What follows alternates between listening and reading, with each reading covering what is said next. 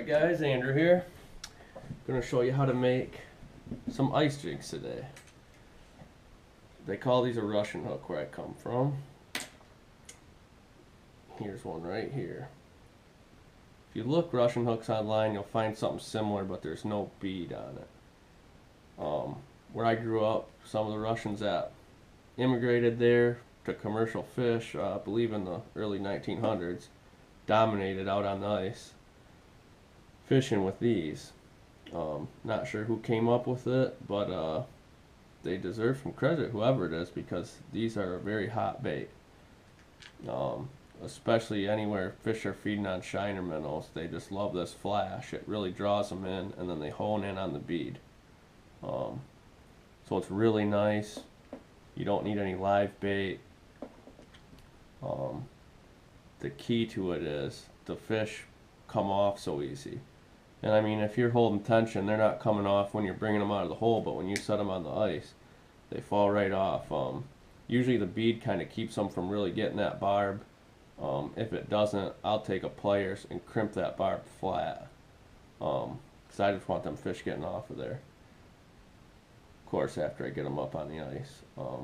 You can pull a lot more fish per school. You're fishing next to somebody that's using bait, they're fighting to get the hook off, they're rebaiting. School fish is already gone. So say only 3 schools come in all day, they might only get 3 or 4 fish, and you pulled out 2 dozen because you're using one of these. All you need is a hook, a bead, and a spinner blade. This right here is size 3.5 for a spinner bait, and it's narrow, which works pretty good. I don't like the big wide blades. Haven't had any success with them. They probably would work on bigger fish, and I mean, you will catch walleye and lake trout, stuff like that, whitefish, but generally this is really good for perch. Some of these smaller ones are good for bluegill and crappie. I put a bend in it about 3/4 of the way down from the top where you tie your hook on, like so. And then after I clip the eye of the hook off so I can slide a bead on there, I just got this little vise rigged up, and I'll just pick it up and slide it under the hook like that.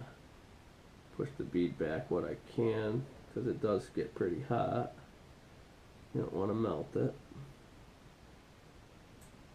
Now, I'm not the master of soldering, but you're not doing anything that crazy, so anybody should be able to do it. It makes a lot of smoke. You may want some ventilation, and this thing's hot, so be careful. What I try to do is just get a little pool down there to hold the thing in place. And then this thing is pushing in on me. Got to keep good pressure against it. Once you get it melting, you want to really get a glob in there. And then you can kind of move it around on the hook. And it doesn't have to be perfect. The fish will bite it. The solder also helps for weight on this, so it's nice to have a good glob in there so that your hook gets back down faster.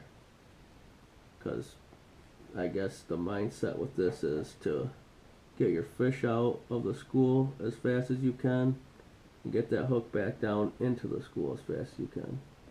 So now that I got a glob there, you can see I just kind of keep playing around with it, and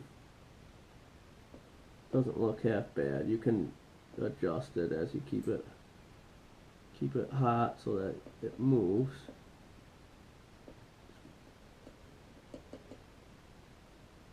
I think that's pretty good. I'll call it good. I've seen guys, a lot of guys will throw a little dab of paint on there and stuff too. I just use it how it is. So all the hooks attached. Of course, you want to let it sit a minute because it is very hot. I must have got some fishing line melted in there. Here, I try not to block the camera, but I'm gonna have to. There it is. That hook's down a little farther from the blade than I would like, but it'll go in the box. I'll use it. Best colors I find usually are chartreuse, red, orange, white has been very good. I've even used clear beads and put a dab of red nail polish on it or something, and that's been really hot. Pink and blue and stuff I've seen guys use a lot for crappie. Generally though, I'm usually fishing perch, and I like to jig these right off the bottom. You know, I'll lay it right down and pop it up, say a foot to 2 foot at a time, and just leave it sit there about 5 or 10 seconds between each time. You know, especially if you can't see. It's real nice in the shallows when you can see. You just can be pretty sporadic until a school comes in, then you can slow it down. Make sure you use a snap swivel, don't tie it direct, because that line twist keeps that bait spinning around, and they don't like that so much. They'll hone in on that bead and then it spins and they get skittish.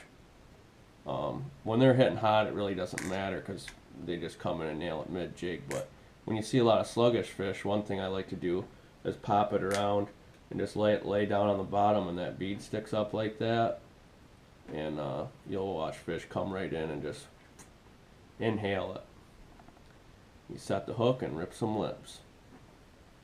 I believe that's about it for today, so go make yourself a couple Russian hooks, get out on the ice and see what kind of damage you can do. Good luck.